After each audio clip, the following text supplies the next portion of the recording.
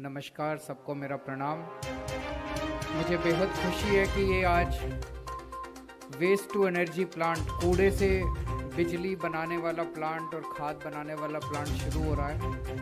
और इस मंडी में जितना भी डेली बेसिस पे कूड़ा जनरेट होगा, वो सारे कूड़े से रोज़ बिजली बनाई जाएगी। दिल्ली देश की राजधानी है। राजधानी होने के नाते राजधानी जैसे दिखना भी नहीं चाहिए, उस लेवल की साफ सफाई भी होनी चाहिए। लेकिन हम देखते हैं कि बहुत ज़्यादा चारों तरफ कूड़ा ही कूड़ा रहता है।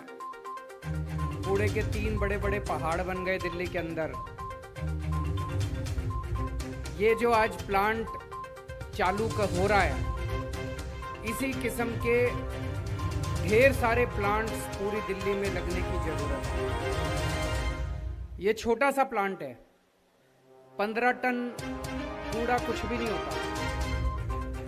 उससे 1500 यूनिट बिजली डेली बनेगी, वो भी कुछ भी नहीं होती।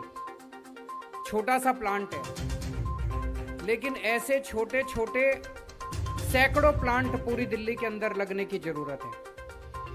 तो एक तरफ कुछ बड़े प्लांट भी लगे हुए हैं वेस्ट टू एनर्जी के, वो भी अच्छी बात है।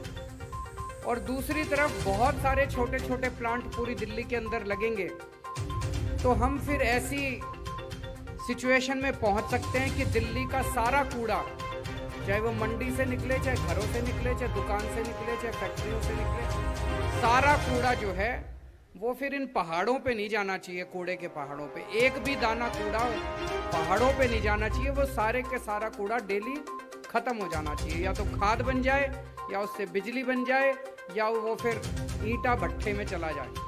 कहीं ना कहीं उसका रिसाइकलिंग होना चाहिए, तभी दिल्ली आगे बढ़ सकती है। नहीं तो ये कूड़े के पहाड़ का तो कोई अंत ही नहीं है। आज इनका ये हाल है, 10 साल बाद और इतने ऊंचे हो जाएंगे उसके बाद। तो अब अपने को इसकी तरफ ध्यान देना पड़ेगा। और उस दिशा में मैं समझता हूँ कि आज ये जो छोटा सा प्लांट शुरू किया जा रहा है, इसका बहुत बड़ा महत्व है। प्लांट छोटा है, लेकिन इसका महत्व बहुत बड़ा है। दूसरी चीज आज मैं इस मौके पे चर्चा करना चाहता हूं।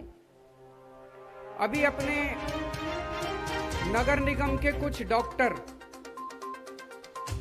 हड़ताल पे बैठे हैं। उनको कई महीनों से तनख्वाह नहीं मिली। ये हम सब लोगों के लिए बड़े शर्म से डूब मरने वाली बात है। जिन डॉक्टरों ने कोरोना के टाइम पे अपनी जान की बाजी लगा के हमारे परिवार और हमारी रक्षा की, हमारा इलाज किया, हमारी सेवा करी, उन डॉक्टरों को कई कई महीनों तक तनख्वाह ना मिले, ये सही नहीं है और बड़ा संवेदनशील मामला है। एक तो ये कि इस मुद्दे पे बिल्कुल राजनीति नहीं होनी चाहिए। किसी को कोई राजनीति इस मुद्दे पे नहीं करनी चाहिए। सबका प्रयास ये होना चाहिए कि उनको उनकी तनख्वाह कैसे दिलवाई जाए। इस पूरे मामले को मैंने समझने की कोशिश करी। एक तो ये पिछले कई सालों से हम देख रहे हैं कि नगर निगम में बार बार तनख्वाह देने के लाले पड़ जाते हैं। तनख्वाह, कभी सफाई कर्मचारियों की तनख्वाह नहीं मिली, कभी टीचरों की तनख्वाह नहीं मिली, कभी डॉक्टरों की तनख्वाह नहीं मिली। तो नगर निगम के अंदर ऐसे पैसे की इतनी कमी क्यों हो रही है, ये सोचने वाली बात है। इतनी पैसे की कमी क्यों हो रही है? कुछ लोग कह रहे हैं कि दिल्ली सरकार ने पैसा नहीं दिया। मैंने सारा पता किया, वित्त मंत्री यहीं बैठे हैं, फाइनेंस मिनिस्टर यहीं बैठे हैं। मैंने सारे अधिकारियों से पूछा, एक एक पैसा जितना बनता था,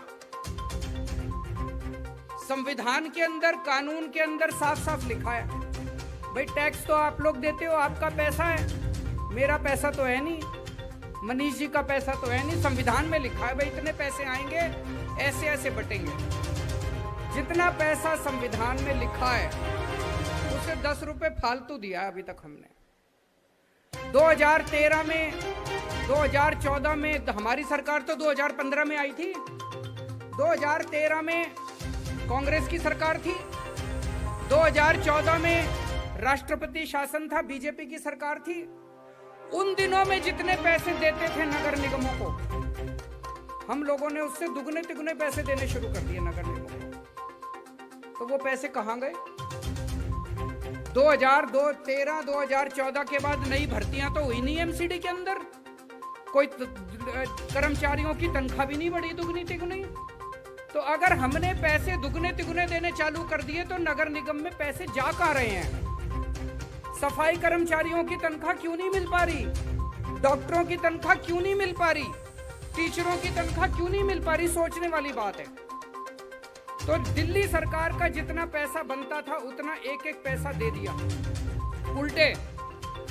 अभी हमने पिछले 3-4 दिन से, जब से ये सारा मुद्दा चल रहा है, मैंने सारा पता कराया, हमने इतना ज्यादा पैसा लोन के रूप में दे रखा है कि नगर निगमों को दिल्ली सरकार का 3800 करोड़ रुपया, 3800 करोड़ रुपया वापस करना है लोन का।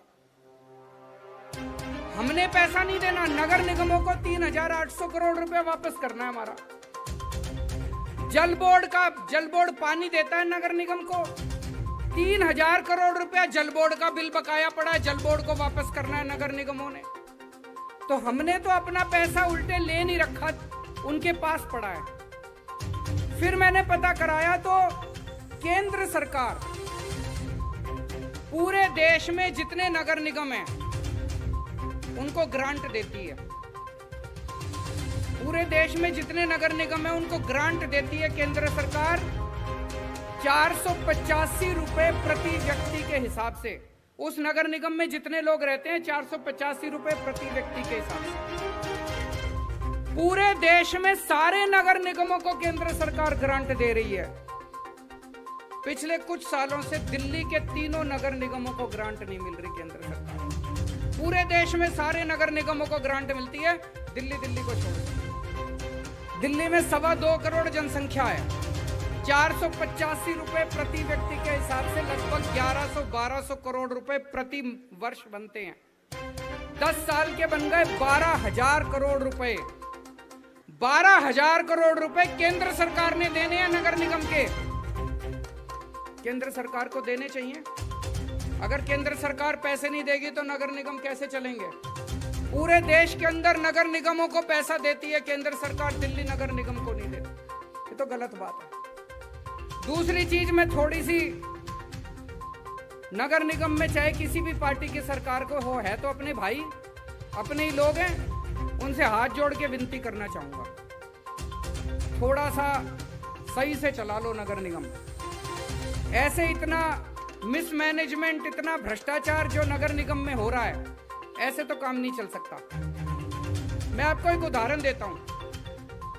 अभी मैं परसों एक फ्लाईओवर का उद्घाटन करके आया। ये सीलमपुर वाला फ्लाईओवर, शास्त्री पार्क वाला फ्लाईओवर परसों मैंने उद्घाटन करा। भाई साहब 303 करोड़ रुपए का बनना था, हमने 250 करोड़ रुपए में पूरा कर दिया। 53 करोड़ रुपए बचा लिए एक फ्लाईओवर में। और अभी तक 6 साल में जितने फ्लाईओवर बने हैं दिल्ली में, हर एक में पैसा बचाया। किसी में 100 करोड़ बचाए, किसी में 125 करोड़ बचाए, किसी में 75 करोड़ बचाए, किसी में 50 करोड़ बचाए। हर फ्लाईओवर में पैसे बचाए और 1.5 साल में पूरा कर दिया भाई साहब फ्लाईओवर। और दूसरा फ्लाईओवर एक है रानी झांसी फ्लाईओवर, वो नगर निगम ने बनाया था। 2006 में चालू हुआ था, 2010 में बन के तैयार होना था। 2010 में की बजाय 2018 में जाके बनकर तैयार हुआ। 14 साल लगा दिए एक फ्लाईओवर बनाने में, 14 साल। और हमने बना दिया 1.5 साल में फ्लाईओवर से डबल गुना बड़ा। 178 करोड़ रुपए का फ्लाईओवर बनना था रानी झांसी फ्लाईओवर नगर निगम वाला। 178 करोड़ की बजाय 750 करोड़ रुपए का फ्लाईओवर बन के पूरा हुआ। एक फ्लाईओवर में 550 करोड़ रुपए ज्यादा लगा दिए। कहां गए ये पैसे? कहां गए ये पैसे? सबको पता है कहां गए पैसे। तो भाई साहब इतने भ्रष्टाचार से, इतने मिसमैनेजमेंट से फिर जनता, आखिर जनता यही कहती है ना जी, कब तक दें टैक्स आपको? कितना टैक्स दें आपको? घाटे में ही चलेगा नगर निगम, फायदे में कैसे चलेगा? ऐसे तो नगर निगम नहीं चल सकते। आपको भ्रष्टाचार कम करना पड़ेगा, समय आ गया है। अब ये नहीं है भाई जब मर्जी पहुंच जाओ, पैसे दो जी, पैसे दो जी, पैसे दो जी। पैसे जा कहां रहे हैं? जनता ये पूछना चाहती है, पैसे जा कहां रहे हैं? डॉक्टरों को तनख्वाह क्यों नहीं मिल रही? अभी अभी आने से पहले मैंने पता किया, 12,000 करोड़ रुपए का टोटल बजट है नगर निगम का, 6,000 करोड़ रुपए की तनख्वाह का बजट है। तो 12,000 करोड़ रुपए तुम्हारे पास आते हैं, 6,000 करोड़ रुपए की तनख्वाह देनी है तो तनख्वाह तो दे सकते हो। तनख्वाह क्यों नहीं जा रही? डॉक्टरों की तनख्वाह क्यों नहीं मिल रही? मिलनी चाहिए डॉक्टरों की तनख्वाह। डॉक्टर क्यों बैठे हैं हड़ताल के ऊपर? उनको हड़ताल पे नहीं बैठना चाहिए, उनको हड़ताल की बजाय उनको अस्पतालों के अंदर बच्चों का इलाज करना चाहिए, हमारे परिवार के लोगों का इलाज करना चाहिए। तो मुझे बहुत दुख हो रहा है आज की डॉक्टरों को इस तरह से हड़ताल के ऊपर बैठना पड़ रहा है। मैं केंद्र सरकार से निवेदन करूंगा, इस वक्त अगर मेरे पास पैसा होता, भाई साहब, दिल्ली सरकार भी इस टाइम बहुत ज्यादा घाटे में चल रही है क्योंकि कोरोना के टाइम है। कोरोना के टाइम में पैसा नहीं आ रहा, बिल्कुल टैक्स ही नहीं आ रहा हमारे पास, पैसा ही नहीं आ रहा हमारे पास। लेकिन फिर भी हम लोग किसी तरह से अपना मैनेज करके, ठीक मैनेज करके काम चला रहे हैं। अभी तक हमने तनख्वाह की किल्लत नहीं होने दी दिल्ली सरकार के अंदर। सबको तनख्वाह टाइम पे दे रहे हैं, टीचरों को, डॉक्टरों को, कर्मचारियों को, अफसरों को, सबको टाइम पे दे रहे हैं तनख्वाह। अच्छे से मैनेज कर रहे हैं हम लोग। हम रो नहीं रहे कि पैसे नहीं दिए, पैसे नहीं दिए। जो पैसा आ रहा है, जो जनता से पैसा आ रहा है, उसको ठीक से मैनेज कर रहे हैं। लेकिन मेरे पास, हमारे पास अगर पैसा होता दिल्ली सरकार के पास, मैं आज ही, चाहे संविधान में लिखा हो नहीं लिखा हो, जो मर्जी करना पड़ता मेरे को, मैं आज ही जाके डॉक्टरों की तनख्वाह दे आता। लेकिन हमारे पास पैसा नहीं है अभी, इसलिए मैं केंद्र सरकार से अपील करना चाहूंगा कि बेचारे डॉक्टर बहुत ज्यादा तकलीफ में हैं। उनकी कई कई महीनों से तनख्वाह नहीं मिली, उनके घर वाले उनका इंतजार कर रहे हैं। कोरोना ड्यूटी पे थे, ऐसे टाइम पे इनको तो हमें मेडल देने चाहिए थे। इनको मेडल देने की बजाय इनको हमने दुखी कर रखा है। तो केंद्र सरकार जो उनको 12,000 करोड़ रुपए देना है नगर निगम का, उसमें से थोड़ा सा पैसा दे दे ताकि डॉक्टरों की तनख्वाह दी जा सके और इस मुसीबत से हम डॉक्टरों को निकाल सके। और नगर निगम को भी मैं कहना चाहूंगा कि थोड़ा सा ठीक से मैनेज कर लो, इतना भ्रष्टाचार ठीक नहीं है।